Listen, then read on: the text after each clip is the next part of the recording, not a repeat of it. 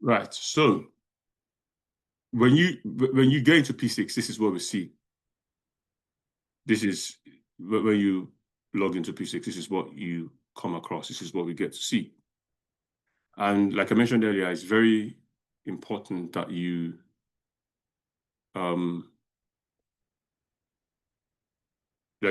understand and get familiarized with the user interface. Know where all the features are, all the buttons, know the names of this. These are the toolbars, the vertical toolbars, and then the horizontal toolbars. These are the menu. This is the menu at the top. The bottom one is the toolbar again. The right side is your Gantt chart. This is your table. This is the details of the bottom detail area. Then we have some entry ports here. This shows your data date. It shows what baseline you're on. And then this shows sort of like the project or the portfolio that you're in. So it's very important. Everything you're going to be doing is on here. This is where you're going to be earning your money. And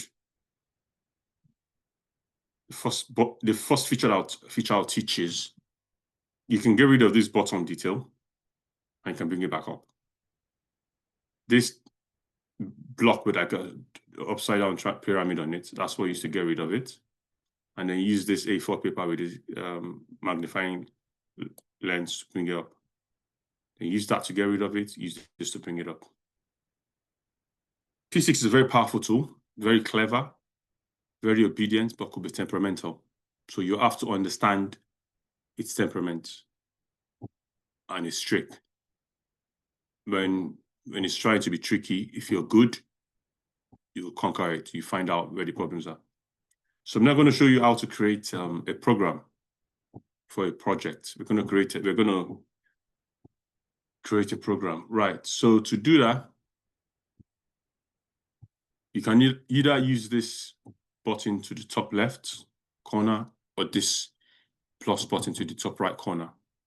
Decide to use this, I click that, and then your wizard comes up, and then you can then select what EPS enterprise you want to put it in.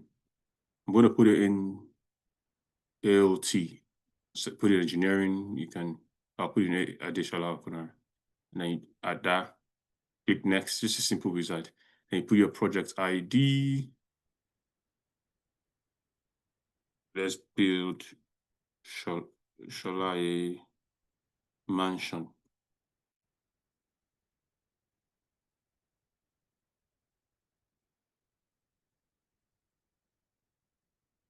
Then you compute your data, and then we're going to backdate the program. So let's just backdate it to say June. And usually use the first day of the month. Select. Then I normally best just leave this blank. Let P6 calculate work out the finish date. But if you have a target completion date, you can put it in there, but it will be your early finish date. And the next, you can decide to put a responsible manager. People hardly ever use that feature. Again, your rate type. There are different rate types. I'll advise you put in your further reading, if you can write this down, read up and understand rate types. Read it up to understand it. Next, voila, congratulations, we built our program. And then we then look for it. You remember we put it under this EPS. And I'll get rid of the bottom detail, and then I'll look for it, and that's it. All right. But before I open it up, all of these, this is the enterprise program structure. It rolls up to levels. It's got different levels, and it rolls, it's like an hierarchical structure. So this is the overarching top level, and then so this is like the portfolio, and then expand it, and it breaks down into different programs. So say you have a business, say like Dangote now. There's Dangote Sugar, there's refinery, there's cement. So this would be all the programs. And then you can add, as you can see that I added this one, added that one. I can decide to add. I'll then go into enterprise, then click enterprise project structure. That comes up. You can add, put it on here. You can add, and then I can type Shola, then, and that's it. And I'll delete it. I don't want to flood my EPS. Then I expand where the EPS I put my program in. Look for my projects. Shola Lodge. I highlight it. We don't double click in P6, only if you want to type. So it's not your typical double click to open. It's only if you want to type. So I highlight it, right click it, open. All right, we can go back into projects. Then we'll sort out calendars. So we can add calendars to the project, all right? And there are different calendars. To do that, enterprise calendars, this pops up. You can either go global or to the project alone. We add a calendar, click on the add, and this comes up. And then we can add, you can name it, let's call it Olu calendar. Close. Go back into calendar.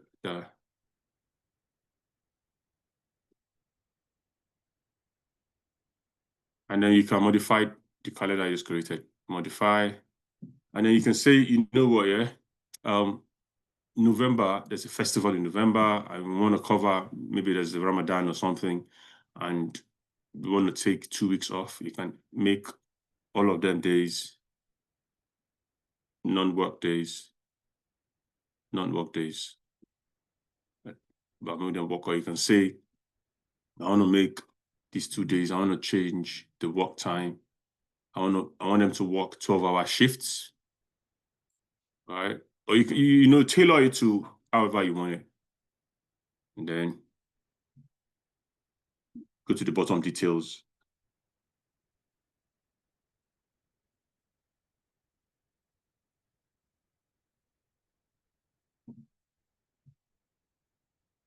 Yeah.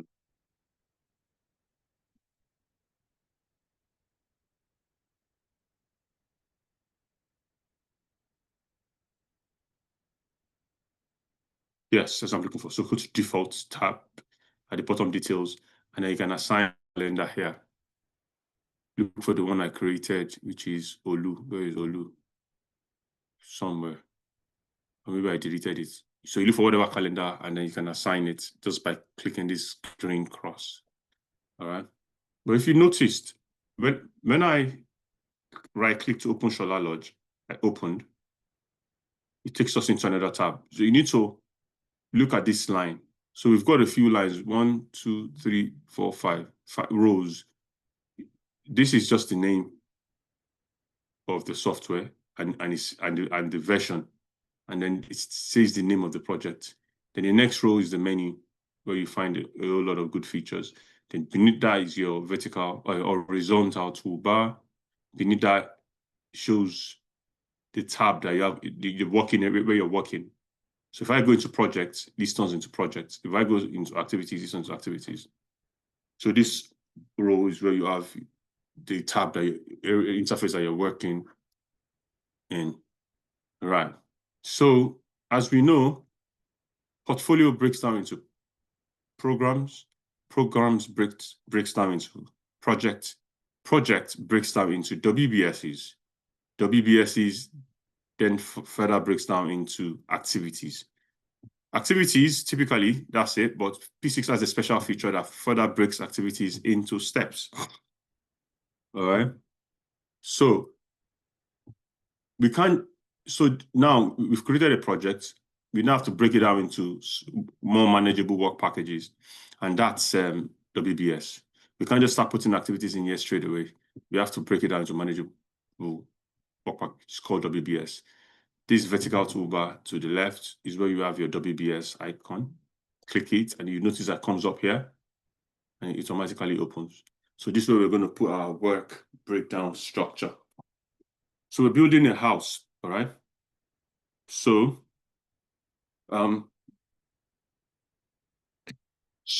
in in procurement, the typical way of breaking down work is EPC. Don't know if any of you are familiar with EPC, which is engineering, procurement, construction. Engineering is where you do your design. Procurement is where you do your procurement. Construction is your construction. But best practice, we then create a special WBS for milestones. Milestone WBS captures all your key dates. We're going to show you everything, so it's going to make sense to you in a bit. We're going to make it make sense. And then we create another one for completion.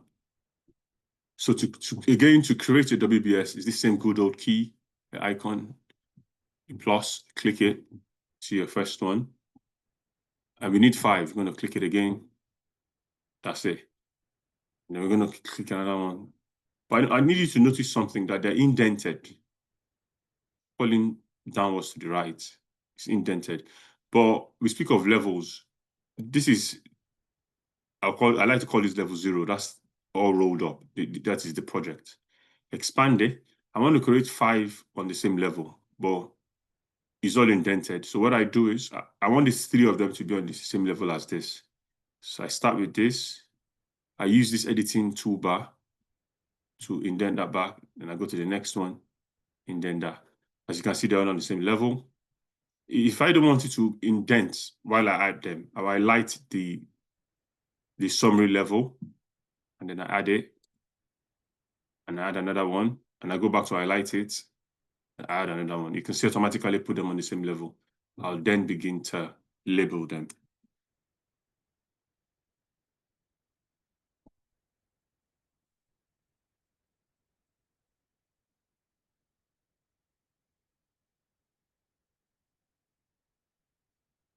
And engineering,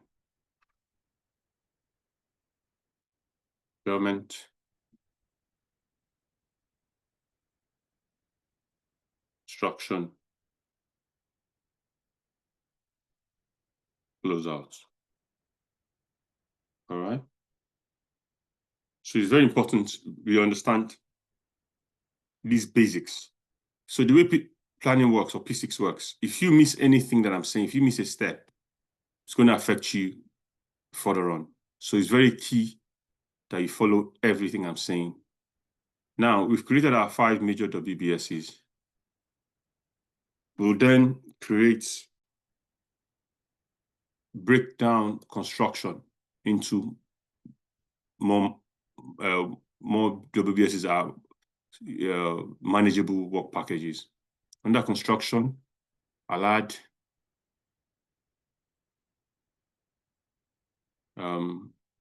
another one, then I'll get that one. Call this foundation.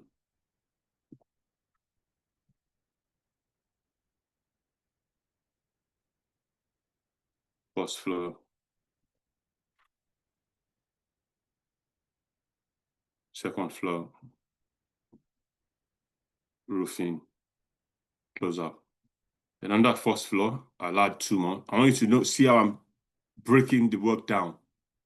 All right. First floor. And then put first floor. That one. Put another one into it. First floor flat 2.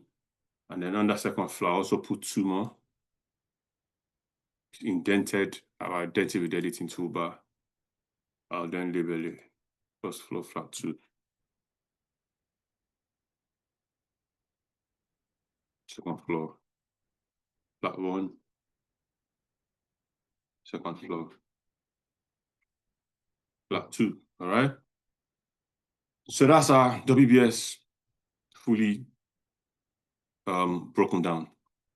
Then this class, nobody can fall asleep, nobody can move away. It's not this boring, trust me. It's not this docile.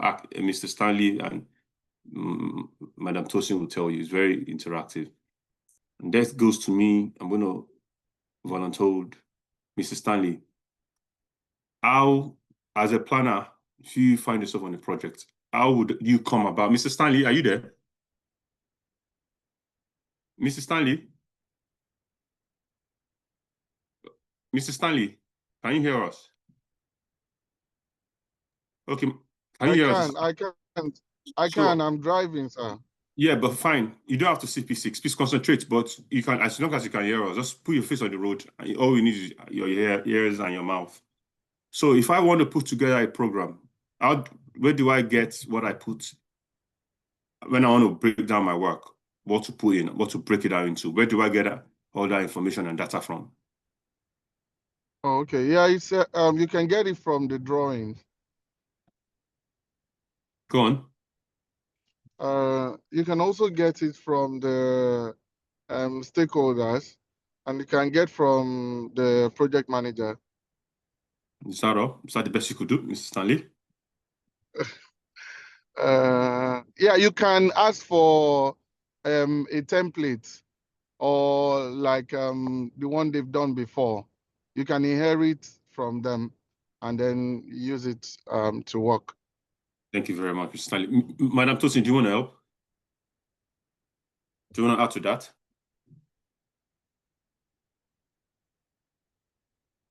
Madam Tosin, are you with us? Do you want to add to it? Madam Tosin? Right. So, when you get a job, or when you start on a job, there are different. Sorry about that. So, did you want to help, please? Yeah. Mr. Stanley, he's pretty much covered all the different ways you can get it. I'll just add the project document. Exactly. So, if you want to put a program, thank you for that. Okay. If you want to, if you're tasked to put a program together, there are different levels of estimating techniques. We've got top, bottom, top, parametric, and analogous.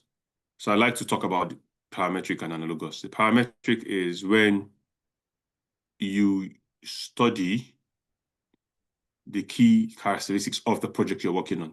You're going to tailor your program fully to that program, to that project. So you're going to have to read the project description document to get the full scope of work. You have to, as a planner, you have to understand what you're trying to plan. If you want to cook and you don't understand the food, you can't cook it. So you have to understand the project. Read up on it, read it, digest it, understand what they're trying to build or what they're trying to manufacture. Ask for the drawings. Nobody's asking you to draw. Interpreting drawing is not as difficult as you think for the people that are not really technical or from a science or engineering background. Ask for the drawings. From a general arrangement drawing, I can tell you what is trying to be built. Then ask for the contract data. Contract data is the key document. It's got critical information. It has all the key dates, has how the program is to be developed, the project control system methodology they should use. So you ask for those 3 documents, and first things first, you would read them, digest them, and then that's when from there you now begin to know how you're going to break your work down. And then for the analogous, that's analogy. It's either a template or you ask for a similar project that has been, and then you just create it from that. All right. So can everybody mute, please? Can everybody mute, please? All right. So, yeah. So, and that's that for that. And then we've done that. We've broken it down. Then we further break this down into the activities, and that's where we go to this at the stop, and it's giving us second floor flat 2 is beneath, is a red color, is underneath SF flat 1 as a summary bar. And what we did here, they're on the same level. This one and that one, they're on the same level. You can see from here. You need to understand how all these blue indents and outdents, which one is which one's mother, which one is which one's grandmother. They are indented. I can roll it all up, and I begin to expand it. ACF and expand. You need to understand how this works. It's very, very, very important.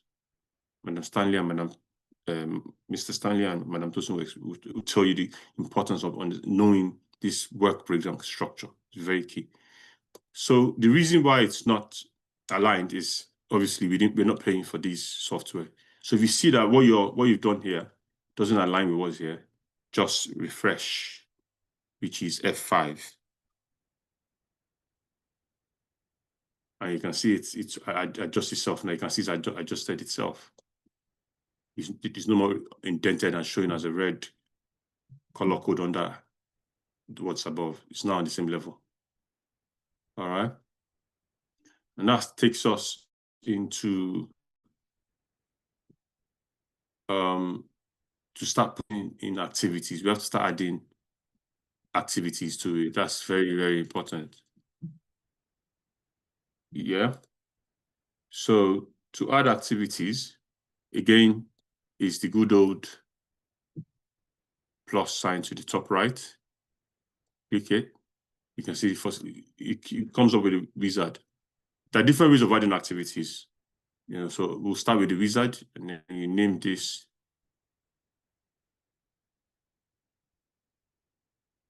project start.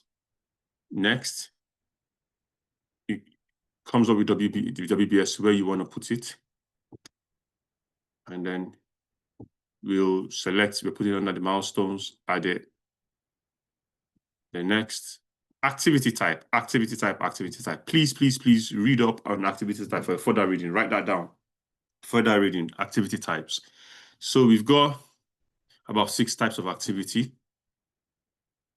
We've got the milestones, which is the finish and the start milestones. And a milestone is a point in time that kicks off a phase or a series of tasks, or a point in time that a phase or series of tasks lead up to. So it's either kicking off something or something is leading to it. So the start milestone kicks off a phase, finish milestone, a phase leads up to it. Level of effort is just sort of like an activity where there is not really a part and parcel of the project, but it's something that sort of supports the project. For example, payment. Payment is not really a brick and mortar, it's not block, it's not tangible, but you have to make payments all through. Or procurement, a particular maybe buying of materials. If you don't buy materials, you can't build. You want to reflect it in your program, but it's not really part of it. So that's level of effort. Resource dependent is resource dependent. You can read up on that. I'm not going to break that. I spoke about start milestone. Task dependent is your standard task. WBS summary is when you want a task to act like a WBS. You can make a task be like this, be like a, work as a WBS. All right. So this is project starts. We make a start milestone. Next, finish. All right. And then we'll add another one. This time we'll right click. We add, and then this time there's no wizard. All right. And then we can call that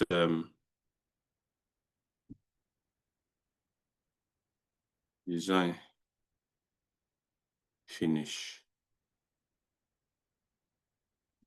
What about design finish? But I want you to take notes in these 2 columns, start and finish column. The project start has only a start date, there's no finish date, because it is a start milestone. Like we said, it's only a point in time. You only start, so you only have a start date. It's called a 0 duration. Those are our milestones. So all these things I'm saying, please take notes and you're going to read up on them. And then we'll then make this activity, change it to become a finish milestone, so that it will not have a start time, it will have a finish date, and the duration becomes 0. To do that, we need to bring back up the bottom details. Now I want to see who's got a good memory. Madam Shola, could you remind us how to bring up this bottom detail, please? The inverted triangle at the top with the rectangle underneath. I forget what it's called. It's called detail, I think. This one. Yep. Is it called detail? Or is it, can you hover around it so I can see what it's called? Nope. So Yeah. it's this one. Okay, so it's the detail. Yeah, the detail one. I click onto it. So it's this A4 paper with the magnifying lens. So so it's got its own tabs. I then click the general tab and it's got all these features in there. Activity type, this is where you change it. Please read up on activity type. I then change it to finish milestone. And like I said, it becomes 0 duration. The start date disappears, the finish date comes up. Again, I create another one. Well, this time I'll use the wizard again. Wizard comes up. I call this finish. Next. It's already under the milestone, WBS. Next. I then change activity type here to finish milestone. Next. Next. Finish. Another way to create an activity is to copy and paste. I've got Primavera Finish highlighted. Control C, copy. Control V, paste. Comes up with this. If you can, these are things that you don't want to copy. The characteristics of the activity you copied that I don't want to show, but I want all of this. I say okay. And then we can number it. You can change the numbering, you can create your own. It would be, but we'll just use this. Okay. Let's copy it. It's a replica. I then change the name to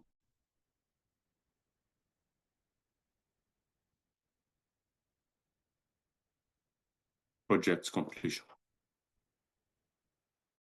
So these are our key dates. So, Mr. Olu, where do you get these key dates from? Mr. Olu, where do we get these key dates from, please? Mr. Olu, where do we get these key dates from, please?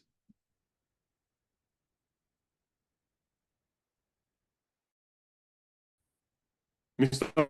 Olu, are you there? Mr. Olu, can you hear us, please? Mr. Gabe, can you help out? Hi, Chola. I'm not Yeah. sure if you mean in principle, like from the project documents, or you. I mean, I'm not sure where you mean you get them from. Do you mean like where you click, or in principle where you get? Oh, sorry, the dates. Where do you get these dates? These key dates. These are key dates. They're contractual dates. Where do you get them from? I would Where do you get assume those dates? I would assume the project documents. Contract data documents is very important. Just when we get further on, you see the importance of that. Just put that contract data in your mind. Contract data is your key date. Yeah. Explore a list of other things, but that's where you get these dates from. Contract data. All right. Do you want to mute now? You've got two. You're connected in two ways. If you can mute the second one. Right. And then My audio is only connected on one. So. No, the other one is connected. Yeah. So we put more activities here. Right click here, and then I add an activity. If I don't want to use the wizard all the time, add. And then label them.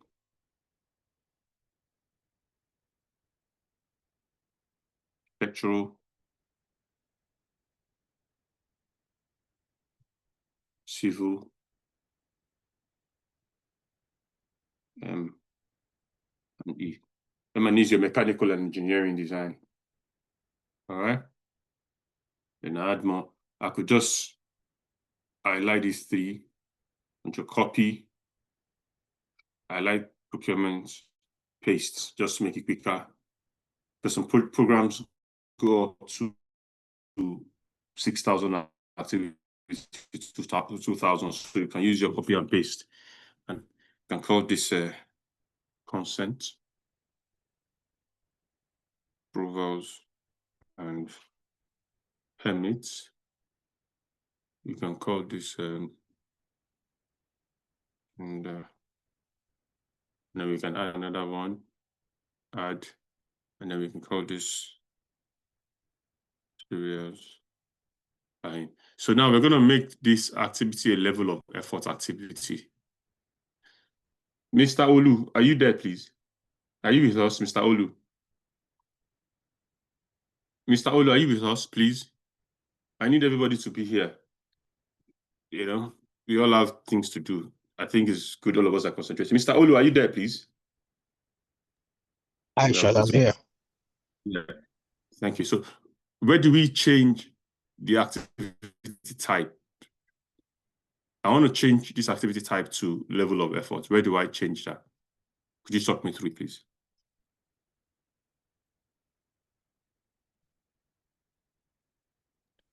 I think I must have missed that. I stepped away for a bit. Sorry. You need every step. You need everything I teach you is very important, so that I won't have to repeat. And because you're going to need it going forward. Yeah. Sorry about that. I'm back now. Yeah, that's okay. So, Madam Shola, could you please tell us? I want to change this activity type to level of effort activity type. Where do I do that, please? If you go to the general tab at the bottom, there's an activity type. Okay, I'm here. Click on it. Okay, and then And then just level of effort. That's it. So it's level of effort. And I've explained it earlier on for the Mr. Olu purpose. Level of effort is a task that you use to support a project. It's not really part of the project. So it's not really a brick and mortar. It's not grout. It's not a roof. It's just something that you need to do when you want to reflect that supports the project. For example, buying of material. You have to buy materials, making payments, meetings. So things you have to do for the project to thrive. Right. And then go into foundation again. Add. Let's put one more. Add. And call this excavation. You can call this what's that thing called? We can say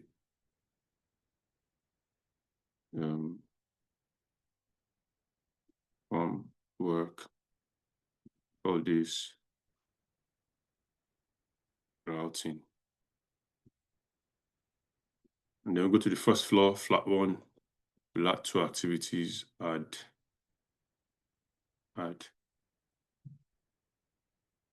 Call this That's first floor, flat 1. Room 1.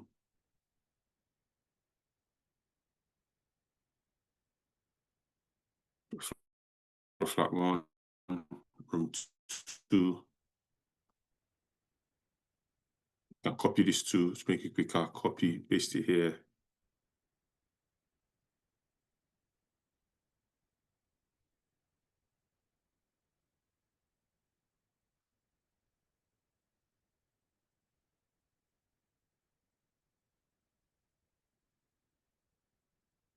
So I want to move these 2 activities under second floor, flat 2. I want to move it to the top. So I'm going to teach you how to do that now. You highlight both of them. Move your cursor to the left. You're going to see the arrowhead, and then you're going to see like it's going to turn to white, and then you see like a white box under it. Left click, then drag it to where you want to take it. And you moved it. Then put more here.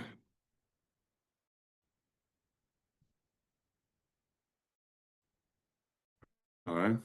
And then begin to label them accordingly.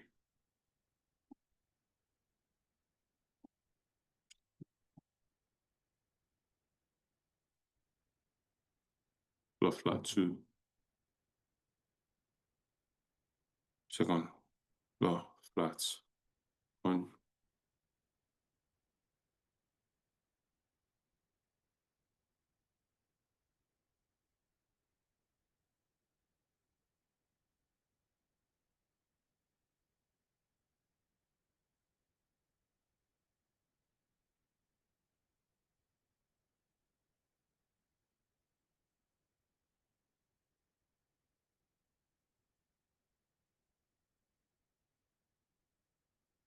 Made a mistake here. This is flat 2, not flat 1.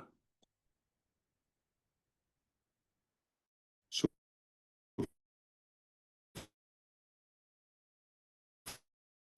I didn't make any mistakes on that roofing. Right click the add. Highlight, right click the add. Get rid of the bottom detail using this icon.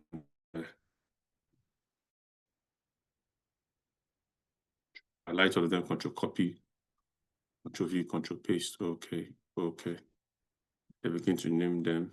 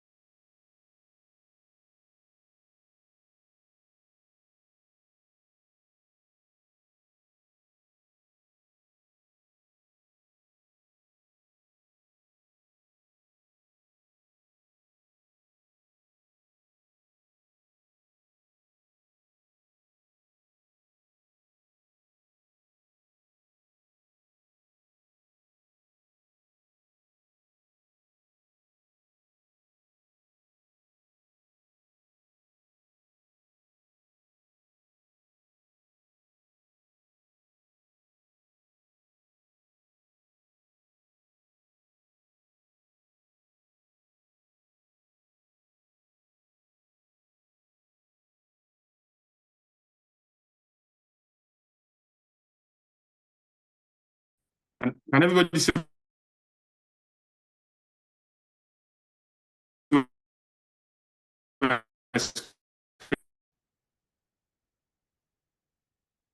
Snagging, testing. Yeah, I can see again now. You went off And for a bit. inspection. Yeah, it's back now. Testing and inspection.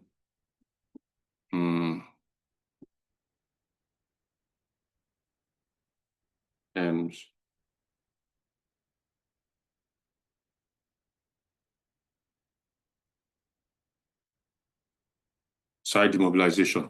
So this is the scope of captured. Probably got it from the project description document, like Mr. Stanley said, having a conversation with the stakeholders. All right. So we've captured that. All right. So then begin to just in a nutshell. So what we project planners do is, in a nutshell, we create a program to capture all the elements of work, so all the activities and the key milestones and the key deliverables. All right. And then when we do this, we logically link them. And then put the duration, assign the durations, and assign the calendars. And when we do this, after doing that, we then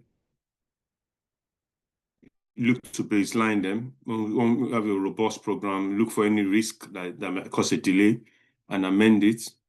When we baseline, we progress. Progress is capturing the as-built to reflect the true status of the project in the program. After we do that, we then begin to compare our forecast, which is our as-built, to our baseline. Right. So we've captured all this scope of work from the look to link. This is where you organize a workshop to gather all the stakeholders and we can discuss the logic. And now then teach.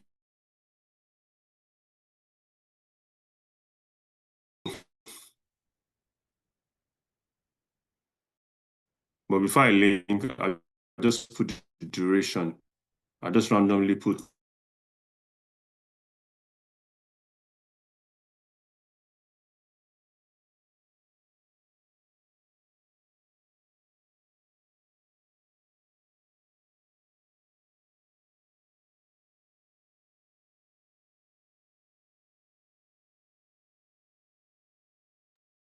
Hello, are you there?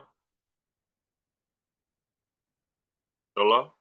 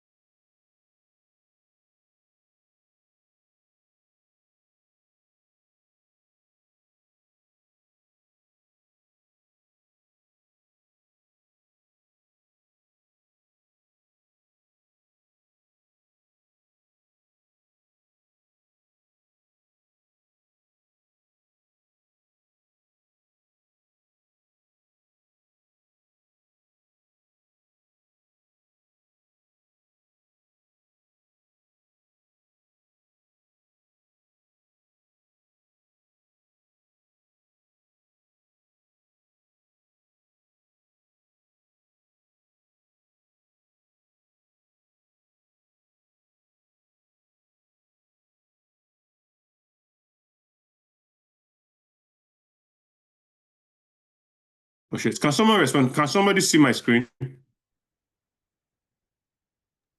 Yes. I can now, yeah. Yes. Okay, cool. So I'm just putting random dates. So a week is 5 days in planning.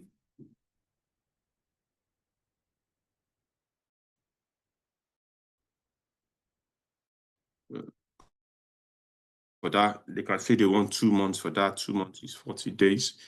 This can say they want a month and a half. That's 30 days. Tender tell you a month is okay. And we're going to leave that. I'll explain it further on. Excavation can say 3 weeks is fine. Formwork can say a month. Grouting, just put 5 days. I want to make it large activities. So that, of course, the visuals. And then for this, I'll just put 20 days for all of it. So So I want to put 20 days for the rest of the activities. So to do that, you highlight the first one, the other activities you want to put 20, right click, and then fill down, and yours becomes 20. And that's us put on our durations. We now then begin to assign logic. All right. Now to do that, there are different ways you can assign a logic. Putting a logic is just logically linking these projects so that they can create a waterfall and we can begin to monitor and control it. So they can impact each other if there's any delay. But if you don't link them, that's the key reason why we link, so that they can impact each other and they can drive each other. So if there's a delay on one activity, it will drive the other out. And that's what planning is all about. So you can tell, and then I like to show this first. You hover the mouse at the end of the bar. When you see this cornered arrow, left click, and then drag it to the activity you want to link it to. People rarely do this method, but I'll show you again. Over when you see the crooked, left click, and then drag it. I hardly use this myself. I just to And then now, if you look into the cells in the predecessor and successor column, you can see they've populated automatically, and all the rest are blank. Another way is highlight an activity, highlight another activity, right click, link. Notice this shouldn't have to. Let me check.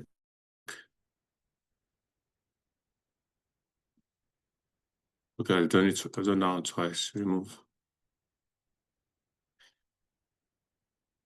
So I highlight M&E, I highlight consent, right click, and then I link them. So when you make an activity drive another activity, so I'm going to make consent drive approvals and permits. It means approvals and permit becomes the successor of consent, and consent becomes the predecessor of approvals. So if I link this to that, if I link consent to approvals, I want you to look at these cells. If I link these two to that, you realize that this one and that one, these two cells populate. right click, link. Another way to do it, you can just go into this cell directly and then link it to whatever you want to link it to, which is, we can link it to tender, and then press the green button to highlight. All right. And then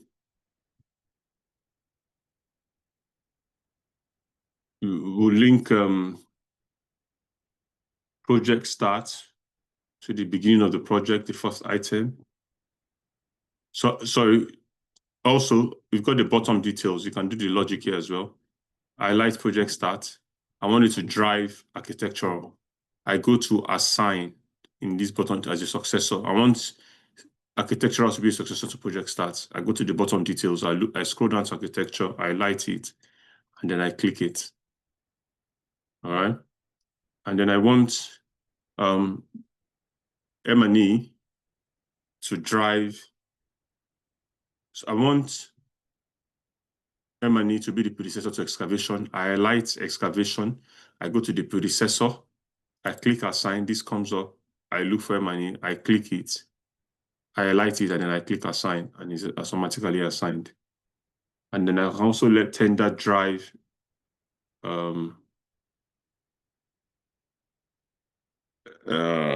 excavation. So I highlight tender, go to the successor, click on assign, scroll to the activity I wanted to drive, which is excavation, highlight it, and it's done. And then I just link these three together. I highlight all of them. Link activities. If you look, the activity you link first automatically becomes the predecessor. The one you link second automatically becomes the successor. So if I link, so the way I highlighted these three, it will excavation will drive formwork will drive grouting. And then grouting, yeah, you can also link all of this together. I'll just highlight all of them, right click, link. All right, but I've not done design finish, procurement, and project completion. If you remember, I said a start milestone kicks off a phase. So it's going to kick off the whole project. The first activity is architectural. Whereas a design finish, a phase leads up to it. So the last activity in design will be this predecessor to design finish, because this phase is leading up to this design finish. So I make design finish the successor of M&E. I go to the successor, click the assign, look for design finish, highlight, and then I click on, I do the same for procurement. I click on the last activity in procurement. We're using tender and bidding this time. I let it drive procurement finish, sorry. So, Madam Shola, did you understand how I linked design finish and procurement finish? Yep. So on that note, how would I link project completion? The very last activity of the project Brilliant. would be the predecessor, and then project completion would be the last activity. Okay, so I highlight site mobilization, so it's become the predecessor. Demobilization, yep. Then I highlight project completion, right click, Link. then I link. So pretty much have everything linked, aside materials buying. So the reason I did this last is I want to explain how you link the level of effort activity. So if we've got these, let's assume this is the level of effort activity. This is material buying.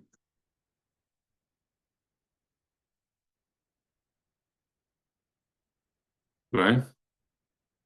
Now, you and I know that we're going to buy materials throughout the project, yes?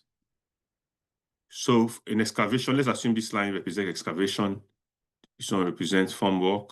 So grouting, room 1, room 2, the other room 1, the other room 2, and then any other activity that we're going to buy.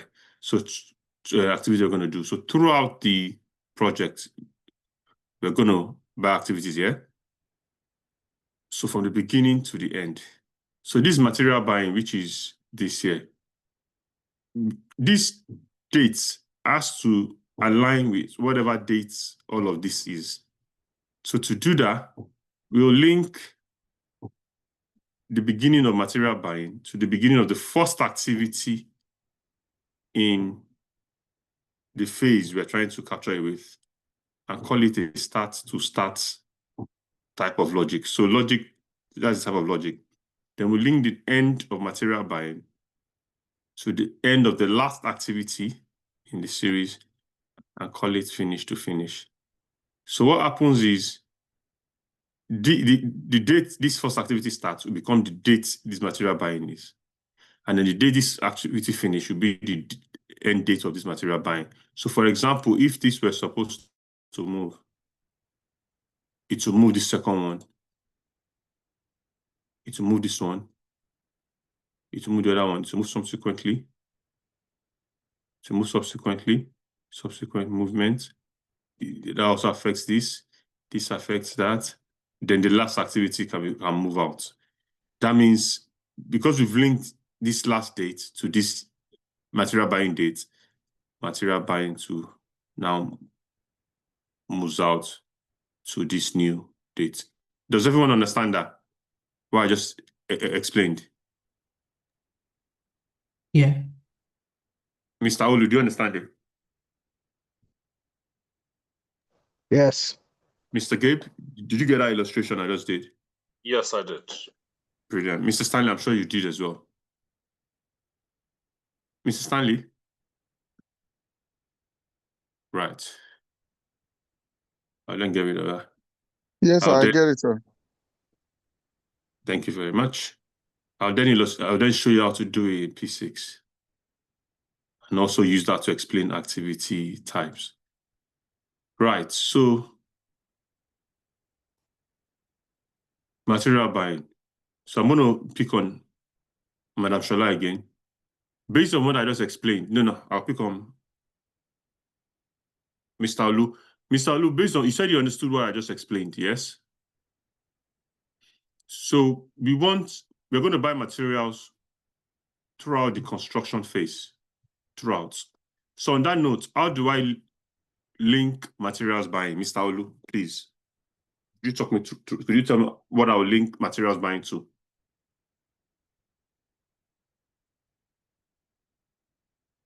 Mr. Olu, are you with us? Yes, I'm with you. So could you tell me how to link materials buying, please?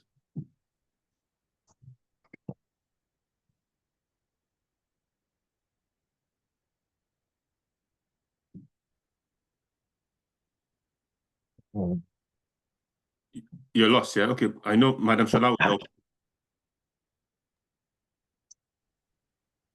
Did you say to construction, right? So we're going to materials buying. If you remember what I said, it's a level of effort activity. Yeah. And remember I said it's not a brick and mortar task. It's just something that we do that supports the core construction. Yeah, but was your question to link it to just the construction? Yes, yes. We're only going to buy materials in construction, yes. Okay, so you link start to start with the first construction activity, which I believe is excavation. Perfect. So I'll go into relationships and I'll just assign excavation. And then you see activity type here. This is where the relationship type. Please, for further read your relationship type. I'll now make it start to start. Yeah. Now, Mr. Gabe. Yes. So I've linked materials buying to excavation as a start to start. Then what else do I do based on that illustration I did earlier on? I can't see everything very clearly on the screen, but I assume you will link it to the last buying activity, which is pretty much the end of the project. Is that what you're trying to achieve? As what? I will link it, yes, to slitting. It's okay if you can't see it. I link it as what? The relationship type. Finish to finish. Brilliant. Please, further reading. Please read your relationship types. All right, so we've done that. So you can see everything is fully logically linked. So before we go on, we then add resources. All right. So we first of all create a pool of resources, and then we then assign them individually. Now, to do that, we'll go into this fine boy wearing a blue shirt. Is anyone wearing a blue shirt tonight? This icon here to the left on this toolbar, standard toolbars, click on it. The resource tab comes up. All are the ones that we've created and the ones that are default. We'll then click on that plus. Again, P6 like using the wizard. We can call this concrete 0001. So call that concrete. We're at the top here. Next. Now, resource types. Further reading, please read the resource types. We've got labor, non-labor material. Mr. Gabe, what resource type would concrete be? Material. Brilliant. Next, price and units. I'm not going to confuse it with that yet. I'll just put one. Okay, let's just say 1 bag of concrete, 1 ton of concrete is $50. All right. Next. You can assign a calendar to it. Next, finish. Maybe availability of concrete. You can just, and then click and add another one. Call this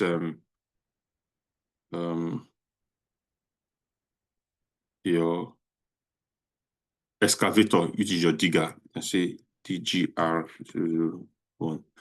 Call this a digger.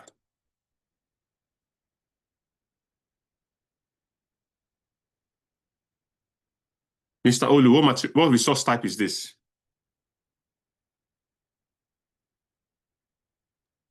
Mr. Olu, fall on the material as well. Oh, sorry, non-labor. Brilliant. Next, we can say per hour to rent a digger, that says $25. Next, we're going to use it for 8 hours a day. Next, let's finish. And then add another one. Again, we call this PM.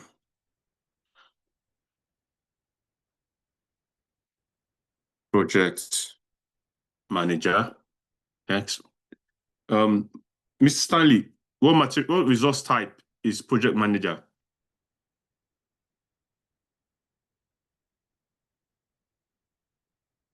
Mr. Stanley, what resource type is project manager?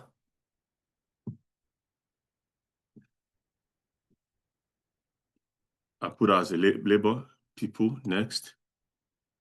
PM, say it charges $75 per hour. Next, finish. So we should show you how to create resources now. Then go back into activities tab at the top here, and then we now assign the activities, the resources. So to assign, and highlight excavator to go to the bottom detail. I call this cockpit. As you can see, I'm doing a lot of good stuff from here. Even though I'm using a lot of these icons, but a lot of my manipulations are done here. Excavation, I then go into the resources tab. I then add the resource. So this is what they call, when they say resource loading and cost loading. This is it, cost loading. When you're cost loading the projects, you want to put cost. Because we planners, what we measure against is money and scope, time. And then you look for, I want to put digger. I think this was what we created. We'll assign it. Was this the one we created today? I don't remember the code, but that's fine. Just use it. And then we'll add grouting. Add, I think it was concrete, some 001, add the concrete. Add there. And then let's say room 1, add the resource. I think it was PM. I think it was 001. And then IDPM. So this is cost loading that we've done. We've created the resources and we've loaded them up. All right. And then these columns, they're not set on stone. They're malleable. You can add to it. You can loads and loads of columns. We can create our own. We can remove. I don't want this activity complete to be before the activity name. I want it to be after. There's an icon here. This icon, columns. Click on it. This comes up. These are where all the pool of activities are. Expand. Send anything you want to send in. You know. But now we're sending out. We're just aligned. I want to move it down. I like activity type. So I want to move it from here, from this where it is to this to become on the right side of activity name. Press it down, apply, and voila. All right. So we've created our program, put the calendar, we've created the WBS, added activities, columns, done resource loading, and then we've logically linked it. That's adding a relationship, and we've done types of logic, and then we now schedule the program, because as you can see, it's saying this thing is finishing in 40 days. The whole project, if I roll it up, is it possible this project will finish in just 40 days? When see how long it's taking all the activities. Is it possible for it to start 20th of October 25 and finish 12th of December 25? It's not possible. And you can see everything is in a straight line. But before I do that, we said the project is starting in June. So I'll go and change. So this is where we do our schedule. This clock is schedule or F9. Either press F9 or press it. And we said it's starting July 1st, 2025, or June 2nd. And then we press this schedule. I see what he's done. He's now taking it to 490 days. So you can see what has happened there. 400, it's changed it to 490 days. You can now see we have a beautiful waterfall, as you can see. Even though, let me expand all. See, it's our project now. So I'm sure you can all see what's happened, the difference. So we've created a logically linked program, but we're not happy. Everything is on the critical path. So we're just going to baseline. We're going to now go back. The PMs are saying everything can be on critical path. So that now brings me to explain critical path and floats. So a float is the amount of time that you have before it causes a delay. Simple. The amount of time that you have before it causes a delay. Mr. Stanley, can you tell us what a float is, please? Mr. Stanley? Mr. Stanley? Mr. Stanley?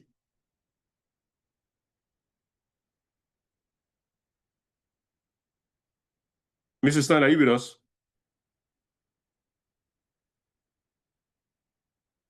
Madam Shola, can you tell us what a float is, please? A float is the amount of time you're able to delay a project without to delay a project without delay an activity without delaying the entire project. Yes, so the amount of time you have before it causes a delay. So now the time is what time is it where you are, Madam Shola? What time is it? 9:22. Now the time is 9:22. Your train is 9:30. How long do you have before you miss your train, before your train is delayed? How much time do you have? 8 minutes-ish. Now what time is it now, this minute, this second? 9:23. That 8 minutes is your float. That's your float. Now your train is 9:23. How much time do you have? 0. So 0 float, and that is exactly the same here. So now, again, we can't see we can see the total flow column. You can see everything is 0. What it's saying is architectural, you can't delay it. If you delay it, it's going to cause a delay. And all of it is like that. So that now brings us to critical path. Please write it down and read up critical path. And if anybody, Madam Tosin, please, what is the critical path?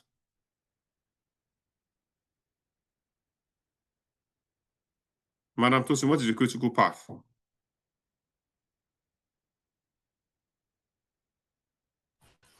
Hi. Hello. I'm trying to remember. So, critical path is the longest sequence of activities, if I'm correct. Is it longest or shortest? So It's the basically longest path.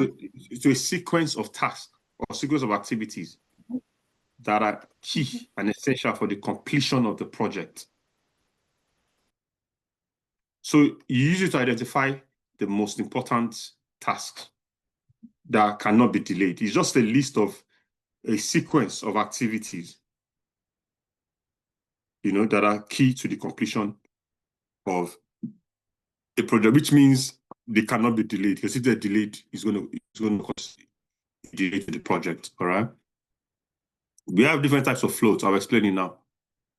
So we have free floats, total floats, and terminal floats. Please, I want everybody to listen very attentively. Your free float is the amount of time you have before it causes a delay to the successor.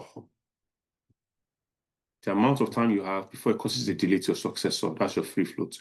Your total float is the amount of time you have before it causes a delay to the project's completion date, to the completion of the project.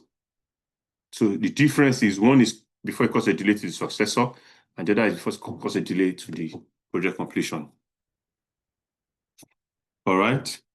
So that's what we get there. Then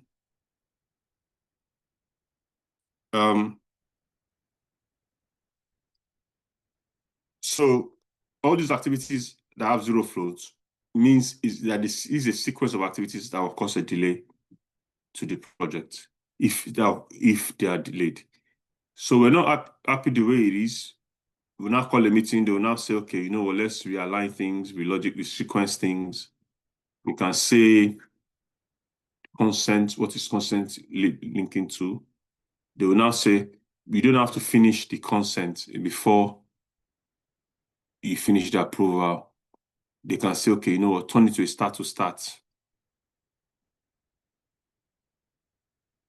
Turn it to a start to start. They can say,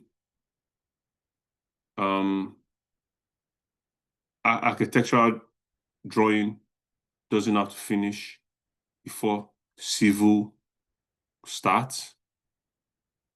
They can say approvals and tender can finish at the same time. Make it a start to start.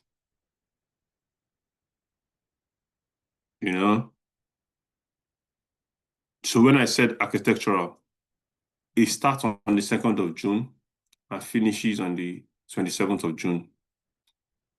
So immediately architectural finishes, civil starts. But we're now saying that we want civil to start. Where is my duration? Oh, we want civil to start 5 days after architectural starts. Mr. Stanley, are you there? Mr. Stanley? Mr. Stanley?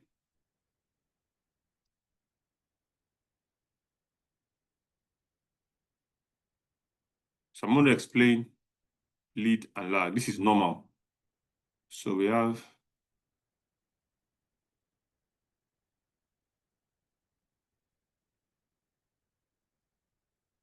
activity A, activity B,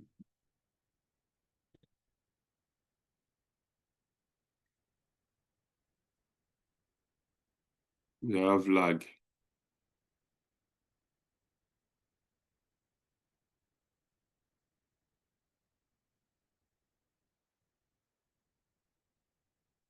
Activity A, activity B. Then we have lead.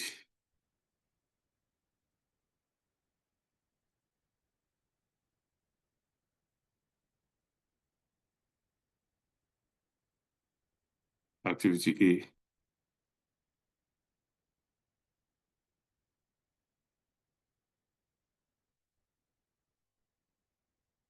Lead is negative lag. So now, does this mean anything to anybody? Madam Shola, does this mean anything to you? Yes. Please, can you explain it? So your normal activity, you'd finish activity A and then start activity B. So that's the finish to start relationship type. The next one down, activity A finishes. There's a, what's the word? There's a duration or there's a period of time before activity B starts. Okay. So you see there's a lag between both. Okay. And then the last one down, activity B starts, I think, about halfway through activity A. Perfect. So a typical example of this lag is when you pour concrete. You wait for it to settle. Before you start laying Yeah. your block. Exactly. All right. So I hope anyone want to take a picture of this before I rub it off. I believe everybody has taken a picture. Going.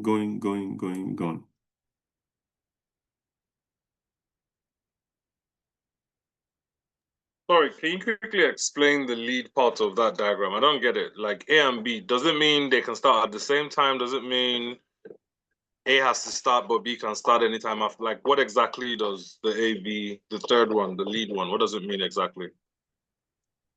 So remember when I said architectural finishes 27th of June. Civil starts the next working day. And we're saying we don't want to wait for that to happen. So 5 days, architectural is 20 days duration. 5 days into it, let civil start. Does that make sense? 5 days into it, let civil start. So that's what we're going to do. Understood. So this is architectural starting on the 2nd of June. We want civil to start on the 7th rather than on the 30th. Does that make sense? Let it start on the 9th rather than the 30th. All right. So what we'll do is architectural, we'll go to successor. We'll then put minus 15. You see that this will now start on the 9th. So nothing will change until I press schedule. So now let's, and we said we did some as start to start. We said consent is starting at the same time as approval. The date hasn't changed. But when I click schedule, you'll see that this date will change to the 1st of September and this civil will change to the 9th of June. You then schedule. Schedule. Have you seen civil has changed to the 9th of June? Consent and approval are starting at the same date. Does that make sense? Yep. Yes. Brilliant. But still, everything is still critical. So what we can now do is, you can say, we remove consent as a predecessor to approval. No. Tender, remove it as a successor. Remove. You can say you can start the tender at any point in time without the approval. Then we'll now schedule again. You can now see things are now beginning to turn green. Green means it has a float. But I'm still not happy with the logic because my tender is sitting on the data date. So I'll let the architectural drive it so that it should not sit on the data date. Mr. Stanley and Madam Tosin would understand that. Let's drive my tender and bid. Link. You then schedule. All right. Then down bit has moved out a bit. Was driving consent? Is Emani? I don't want Emani to drive my consent anymore. We can start consent straight from the project starts. I'll remove it as the driver and I'll let it start with the project. Let the project start, drive it. I should do. All right. Now, finish room 1 and room 2. We can let them start at the same time. We'll put more resources, more men. Let room 1 start at the same time as room 2. Make it start to start. Also, room 1 and room 2, start to start. This one here too, room 1 and room 2, start to start. Room 1 and room 2, start to start. And then we schedule. Yeah, so all of these are critical parts. So the red ones are critical. We can't delay them, but we can delay consent, we can delay approval, we can delay tender. All right, and if you look at materials buying, it starts 11th of August because excavation starts 11th of August. It finishes 10th of April because slating finishes 10th of April. So we got that. Once everybody's happy, we'll now do what they call a baseline. To baseline, what we need to do is we'll go to the menu, project, we'll maintain the baseline, add it, click add, save a copy of the current project as a new baseline. So baseline is technically taking a snapshot. Taking a snapshot so that I can compare any changes to that snapshot. So it's like, for example, if you have guests in your room and you don't want to embarrass your guests, but you have valuable items like your gold watch, your chain, some valuable things, your credit card. Before you go downstairs to get a drink, take a picture of the room. When you get back, you go downstairs for like 10 to 15 minutes. By the time you get back, that initial picture is your baseline. When you get back, take another picture, which is your forecast. Compare the 2 pictures. If anything you're missing is missing, you know that's a slippage. All right, okay. Taking the baseline, you can baseline type, we can say initial project baseline, close. You now then go and assign it again, project menu, assign the baseline you just created. Click it there, this comes up. Assign it, assign it to your primary. This comes up, assign. Okay. All right. So far, we're going to be rounding up in a bit. We've done, can you see the slideshow? Can you see the slide? No. No, just P6. I need to see the slide.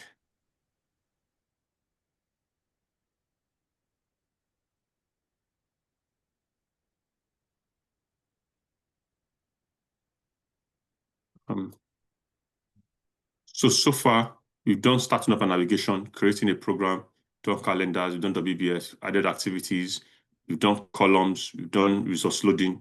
I'll do formatting now. We've done leads and lags, we've done float, we've done critical path. So you can see how quickly we've done relationship. We haven't done any of this. We covered all of this in day 2. Progress update. We've done types of logic. All right.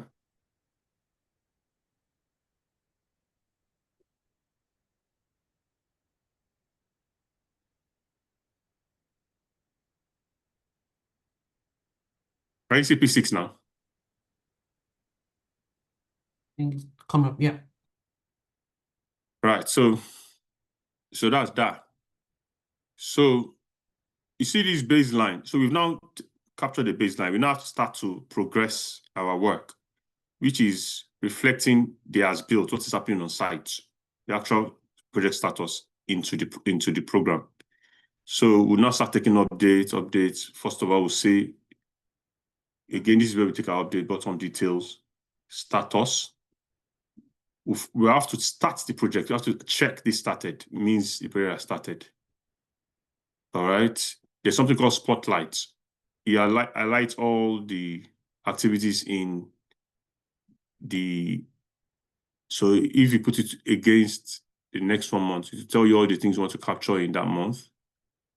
So highlight all the things happening from the data date to the month. All right. We will then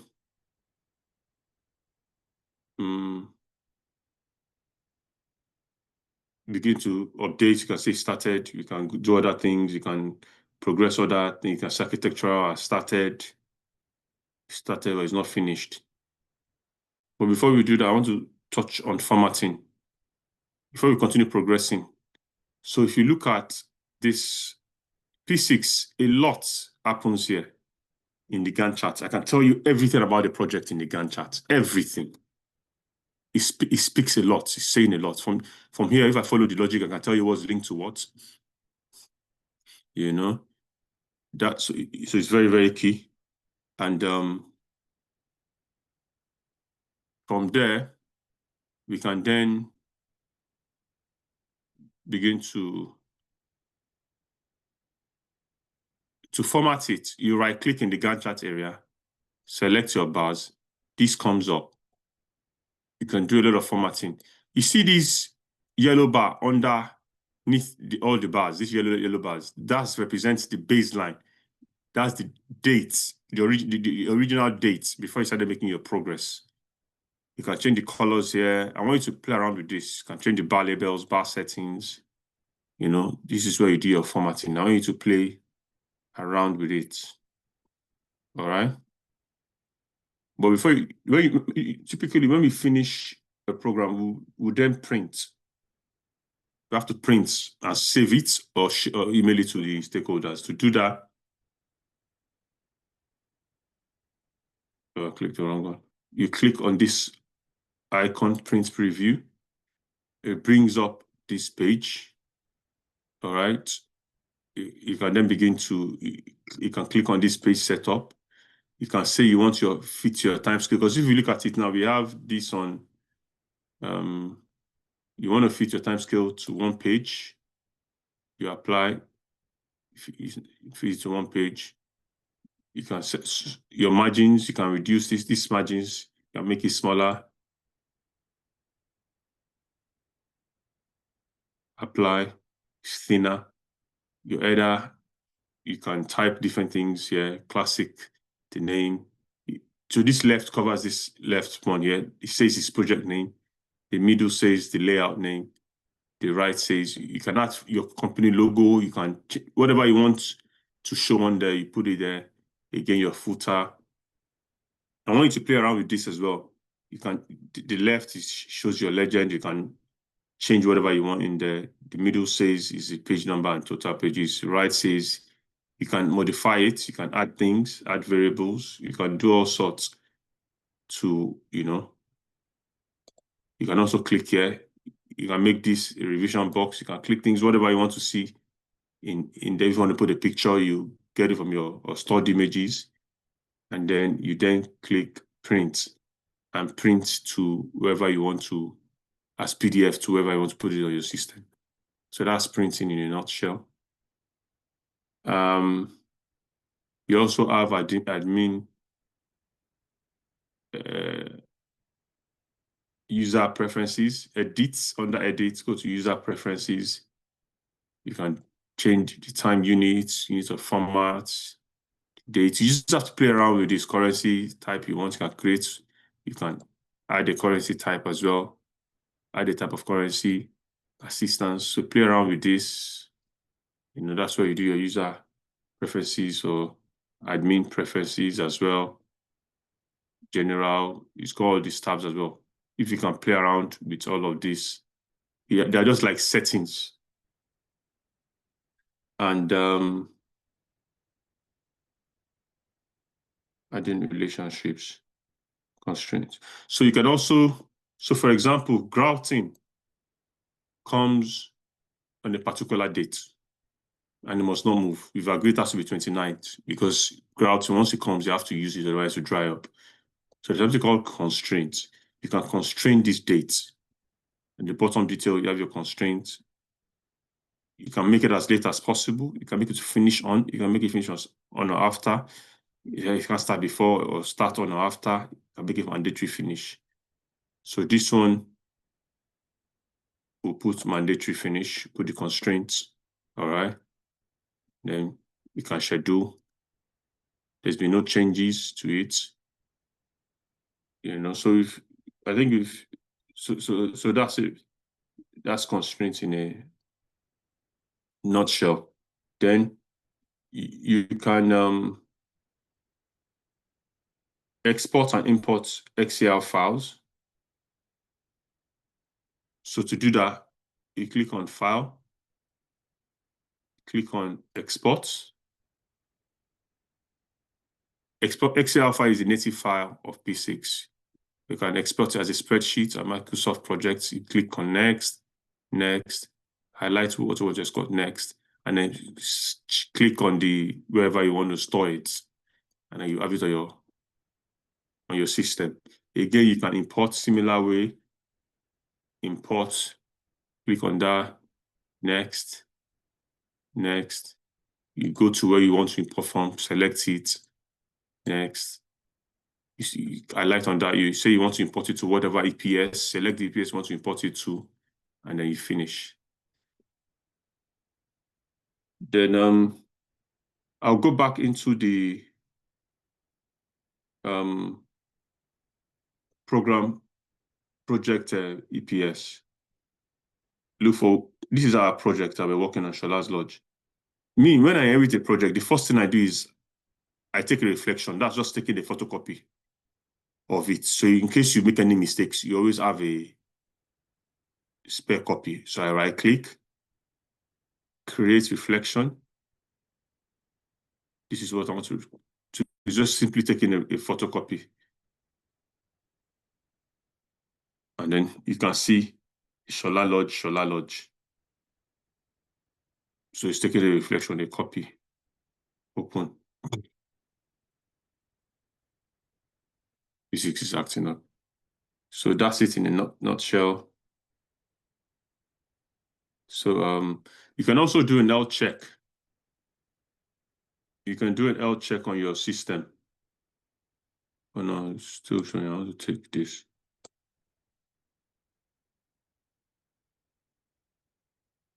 So you might want to do an L check on your program. So to do that, you go again on this schedule button, click it. You highlight your log to file, click view log. This page opens up, expand. This is your health check. So it just tells you the health and the status, the characteristics and features of the project. So it tells you the project, tells you the name, the scheduling, nothing is being leveled. You just read through this and understand what it's telling you. It tells you it's one project, tells you it has 28 activities, 26 has not started, 1 has started, 1 is complete. It's got 29 relationships. Activities are warnings, things you should look out for that might be out of sequence, or these 2 activities have no predecessors, it has no successors. So it's everything you do always have a check. So you want to look, so yeah. All right. So we've covered a lot. So I think as for today, I'm going to stop recording now.